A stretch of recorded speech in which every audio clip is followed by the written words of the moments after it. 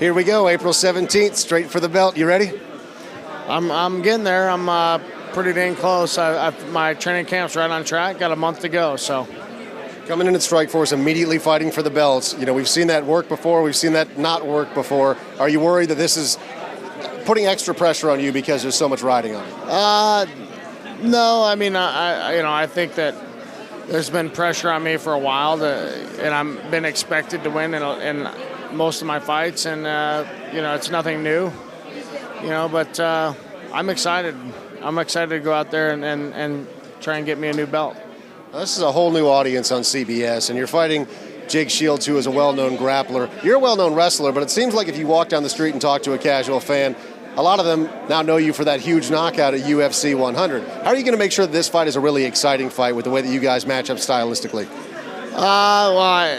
Making sure anything happens in an MMA fight is real tough to do. Anything can happen at any time. I think that's what is the biggest intriguing factor as far as the excitement goes for fans. And for me, I think that exact thing is the biggest challenge for this fight, is still make it exciting and to be aggressive enough and basically not be boring. It's tough to do when all a guy wants to do is take you down, which is probably what's going to happen in this fight. But so I think that's going to be the challenge for me, to still make it exciting and to go out there and win and beat them up. A lot of fans scratch their heads when you decided to sign with Strikeforce, because UFC, a lot of people consider to be the biggest dog in town. But the turnout here today, it's got to tell you something. With Showtime and CBS partnering with Strikeforce, that was a big part of the factor why I left. And,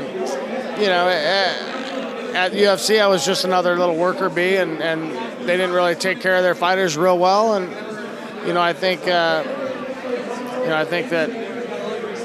I'd had a lot more opportunity to get a lot more exposure here and still have quality guys to fight. That was a big concern of mine. I didn't want to come somewhere and be the big fish in a small pond. I wanted to make sure I had big challenges for my fights, and Jake Shields definitely a big challenge, and beyond that, they got some good fighters in there now, and they're just moving upward.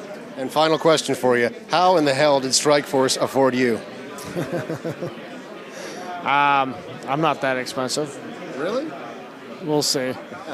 No, it's I'm pretty happy with the deal. I'm happy with every aspect of it, and I just felt the UFC just kind of undervalued me for what I thought I was, and Strikeforce didn't. So, thanks, Dan. No worries.